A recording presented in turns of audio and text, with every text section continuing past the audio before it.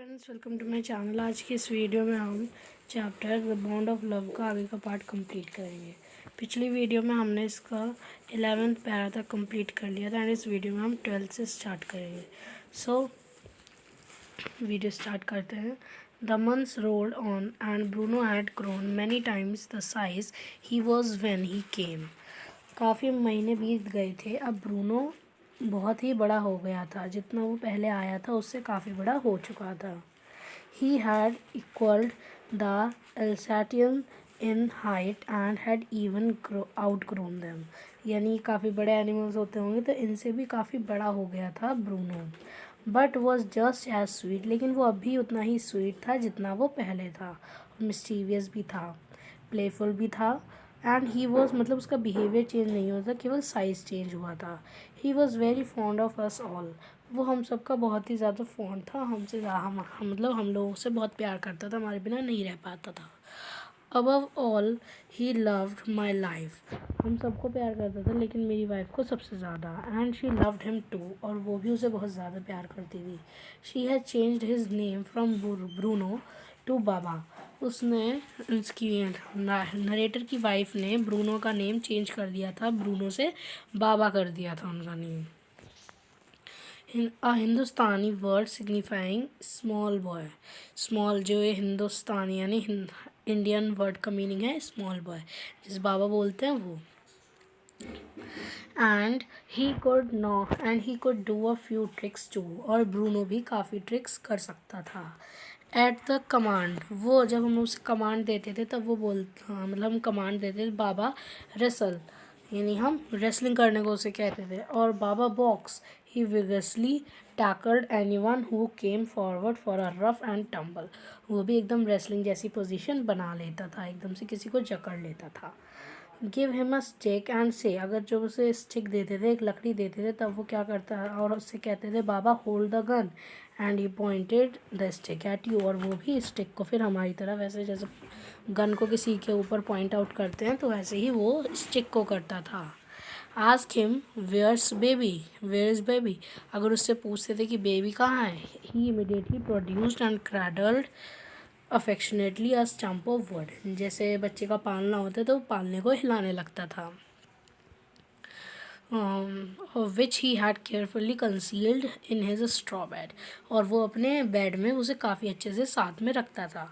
But because of teenage children poor Bruno और Baba had to be kept chained most of the time. लेकिन जैसे Bruno बड़ा होता गया तो टीनेंट का मतलब होता है जो केवल टीनेंट होता है, उसका मतलब होता है जो मतलब किराएदार यानी रेंट पे जो रूम लेते हैं उन्हें। और ये चिल्ड्रन यानी टीनेंट्स के बच्चे यानी किराएदार के बच्चों की वजह से उन्हें ब्रूनो को काफ़ी टाइम तक चेन से बांध कर रखना पड़ता था।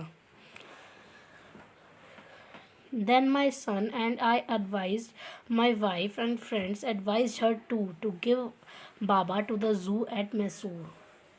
मेरे बेटे ने मैंने खुद और मेरे फ्रेंड्स ने सबने उसे एडवाइस किया, किसे, नरेटर की वाइफ को, कि आप बाबा को यानी ब्रूनो को जू में दे आओ। Because he was getting too big to keep at home, क्योंकि अब वो बहुत बड़ा हो रहा है कि उसे अब घर में रखना मुश्किल हो जाएगा। After some week of such advice she at last consented. हफ्तों की ये सारी एडवाइस देते देते वो एंड में उसकी वाइफ ने कंसेंट दे दिया कि हाँ चलो इसे ले जाओ तुम लोग।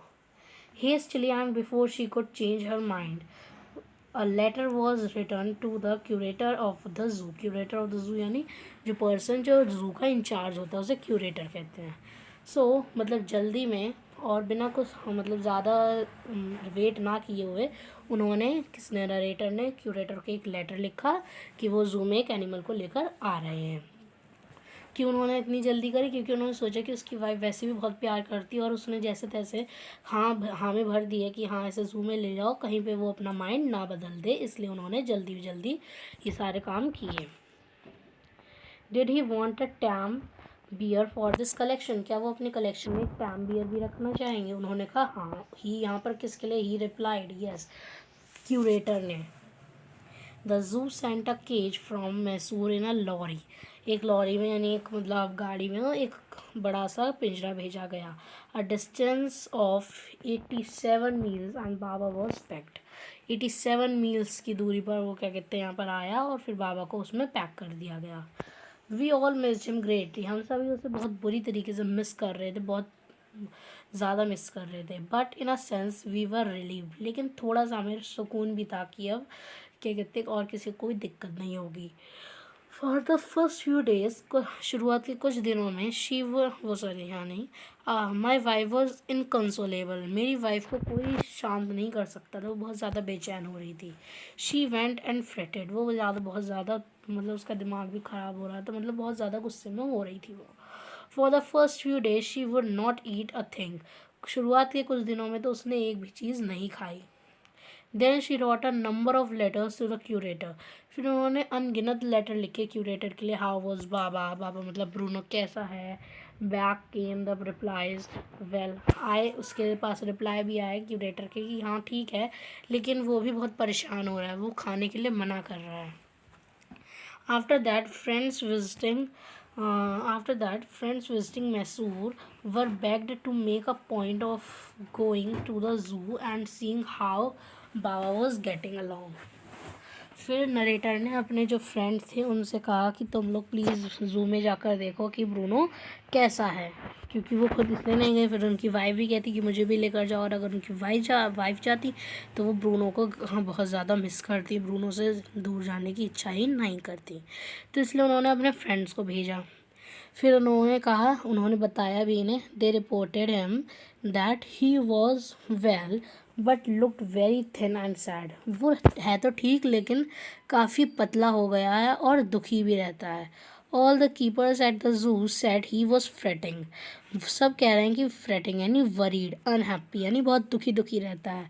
फॉर 3 months, 3 महीने से I manage to restrain my wife from visiting Mysore. 3 महीने तक मैंने अपनी वाइफ को पता नहीं कैसे रोके रखा जू में जाने के लिए। Then she said one day, लेकिन फिर अंत में उसने एक दिन कहा, I must see Baba either you take me by car. मैं इस बाबा को ज़रूर देखने जाऊंगी, चाहे तुम मुझे लेकर जाओ कार से, और I will go my self by bus और ट्रेन। या तो तुम मुझे कार से लेकर जाओ या फिर मैं खुद ही ट्रेन या बस से चली जाऊंगी। सो मैं फिर उसे कार से लेकर वहाँ पर चला गया जू में। कौन? नरेटर अपनी वाइफ को लेकर जू पे चले गए जू में। Friends has conjectured that the bear would not recognise her. उसके फ्रेंड्स ने अपने एक ओपिनियन बना लिया था, गेस कर रहे थे कि जो बाबा है वो नरेटर की वाइफ को नहीं पहचान पाएगा। I had thought so too. मैंने भी यानी मैंने कौन? नरेटर ने खुद भी सोचा कि हाँ मैं भी यही सोच रहा था कि ब्रूनो हमें नहीं पहचान पाएगा। But while she was yet some yards from his car Baba saw her and recognised her. जब वो कुछ यार्ड्स की दूरी पर थे, यानी दूरी पर थे उसके केज की, मतलब बिल्कुल सामने नहीं गए थे, काफ़ी दूर थे, तभी उसने क्या, बाबा ने उसकी तरफ देखा और उसे पहचान गई। किसे? नरेटर की वाइफ को। He howled with happiness. वो बहुत ज़्यादा खुशी से झिलमिलाने लगा।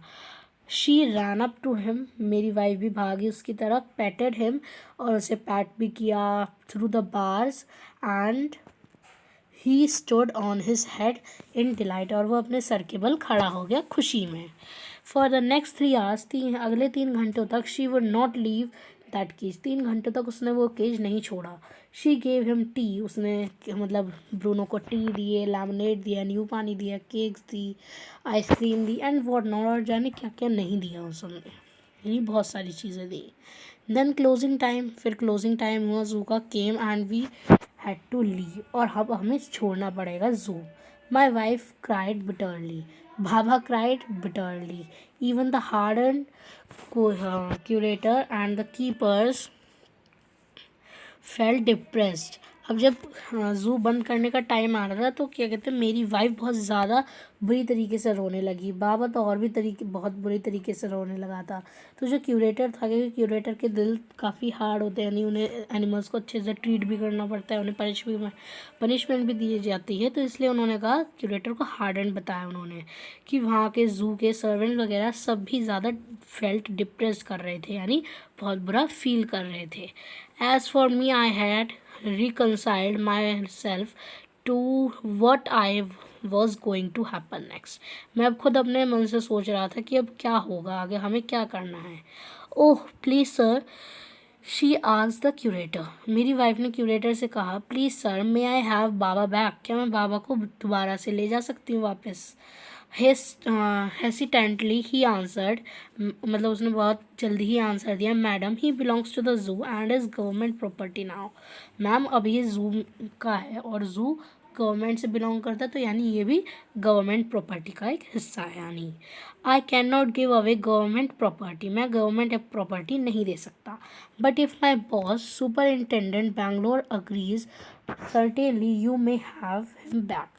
अगर आप मेरे सर यानी मेरे बॉस सुपरिंटेंडेंट जो हैं बेंगलोर में, उनसे आप बात करेंगी, तो अगर वो आपको हाँ कर देंगे तो आप यहाँ से ले जा सकती हैं ब्रूनो को वापस। They are followed the return journey to Bangalore and a visit to the superintendent's bungalow. फिर हम लोग बैंगलोर भी गए, उसके बंगलो में भी गए। अ tearful pleading, Baba, I are both fretting for each other. Will you please give me my Baba back? अब वो क्या कहते कह रहे कि मैं और मेरे बाबा क्या कहते मतलब ब्रूनो और मैं बहुत ज़्यादा वरीड हो रहे हैं, दुखी हो रहे हैं एक दूसरे के बिना, क्या आप हमें दोबारा दे देंगी? He was a kind hearted man and considerate. Not only that but he wrote to the curator telling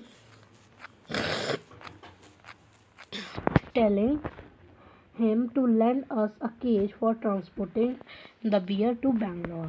फिर वो लोग मतलब क्या कहते हैं, जो उनका सर थे वो काफ़ी काइंड हार्टेड थे, अच्छे इंसान थे, तो उन्होंने कहा कि हाँ आप ले जा सकती हैं, लेकिन उन्होंने इसके साथ साथ क्यूरेटर को ये भी कहा कि आप एक पिंजरा भी भेजेंगे, केज भी भेजेंगे, जिसमें ब्रूनो उनके घर पे जा सके Bangalore. Back we went to Mysore. फिर हम लोग मैसूर वापस गए, armed with the superintendent's letter, अपने लेटर को लेकर। Baba was driven into a small cage and hoisted on the top of the car. The cage was tied securely and a slow and careful return journey to Bangalore was accomplished. फिर हम लोगों ने उसे अपनी गाड़ी के ऊपर क्या कहते पिंजरे में बांधा। फिर हम सब लोग मतलब साथ में आराम आराम से बैंगलोर वापस आ गए। Once home, a squad of coolies were engaged for special work in our compound। उन्होंने इसके लिए स्पेशल कंपाउंड बनवाया, जगह बनवाई, जो कि एक आइलैंड था। किसके लिए बना था? वो बाबा के लिए। It was 20 feet long and 15 feet wide and was surrounded by dirty pit, dry pit, moat 6 feet 6 once housed falls was brought and put on the island for Baba. यानी कि वो 20 feet लंबा, 15 feet चौड़ा था। उसमें क्या कहते हैं काफ़ी मतलब हो, उसके चारों तरफ क्या कहते हैं गड्ढे भी बनाए गए थे कि ताकि जो बाबा है वो वहाँ से बाहर ना जा सके। और क्या कहते हैं वहाँ पर फिर 6 feet wide and 7 feet deep. और वो जो गड्ढे थे वो कितने बड़े थे? इतने चौड़े, इतने एक तो चौड़े बहुत 7 feet चौड़े थे, 6 feet चौड़े थे और 7 feet डीप थे। यानी मतलब इस टाइप की अपीयरेंस थी उसके कंपाउंड की, आइलैंड की। मान लीजिए ये जैसे वो है, इतना बड़ा उसका आइलैंड है। अब इसके चारों तरफ बड़े बड़े गड्ढे से बनाए गए ताकि जो ब्रूनो है वो इससे बाहर ना आ सके। यानी हर जगह ऐसे गड्ढे बनाए गए, ये मतलब पूरा ऐसे गड्ढा बना हुआ था साइड में। तो इतने मतलब 7 feet डेप्थ थे और क्या कहते चौड़ा कितना था ये गड्ढा? 6 feet चौड़ा था। A wooden box that once housed foals was brought and put on the island for बाबा। यानी जो उसका वुडन बॉक्स था, सारी क्रैडलिंग वाली चीज़ें जो उसे अच्छी लगती थी वो सारी वहाँ पर रखी गई। स्ट्रॉ भी रखा गया ताकि उसे वार्म भी वहाँ पर लगे, और उसका बेबी भी रखा गया जिससे वो क्रैडल करता था। गन भी रखी गई और सारी उसकी जो मनपसंद चीज़ें थी वहाँ पर रख दी गई। In a few days, coolies hoisted the cage on the top of on to the island and Baba was released. और फिर क्या हुआ, उस आइलैंड को हमने बनवा दिया और फिर वहाँ पर बाबा को हमने रख दिया। वो वहाँ पर बहुत खुश था। Standing in his hand legs, यानी कि वो अपने हाथों के बल ऐसे खड़ा हो गया। ही पॉइंटेड हिज गन बेबी, मतलब उसने सारी चीज़ें ऐसी करी। और उसकी जो वाइफ थी वो काफ़ी घंटे उसके साथ बिताती थी। The way my wife reaches the island and leaves it is interesting. I have tied a rope on the overhanging branch of a mango tree with a loop at its end, putting one foot in the loop. She kicks off with the other. The bridge, the 6 foot gap that constitutes the width of the surrounding pit, यानी उन्होंने क्या कहते हैं, कुछ पैर वैर से मारने के बाद कुछ ब्रिज बन जाता होगा उस रास्ते पे, तो वो उसकी वाइफ उस तरीके से करती थी और फिर वो वहाँ पर जा पाती थी। But who can say now that sloth bear has no sense of affection. अब आप सोचिए इस स्टोरी के बाद कौन ऐसा है जो कहेगा कि स्लॉथ बियर में कोई लगाव वाली चीज़ नहीं होती है, ना ही उनमें, कौन कहेगा कि उनमें कोई प्यार नहीं होता, ना उनमें याददाश्त होती है अच्छी, और ना ही उनमें कोई एक अपनी करेक्टरिस्टिक्स होती हैं। सो फ्रेंड्स, ये चैप्टर हमारा ख़त्म हो गया। अब नेक्स्ट वीडियो में इसके क्वेश्चन आंसर्स करेंगे। सो फ्रेंड्स, ये जो पूरा चैप्टर था ये ब्रूनो के ऊपर बेस्ड था कि उनके अंदर भी काफ़ी, मतलब ये एक एनिमल और एक ह्यूमन बीइंग के बीच के अफेक्शन के ऊपर बेस्ड थी। सो फ्रेंड्स, ये चैप्टर कंप्लीट होता है। अब अगली वीडियो में इसके क्वेश्चन आंसर्स कर लेंगे और इसी के साथ हमारा चैप्टर ख़त्म हो जाएगा। Thank you.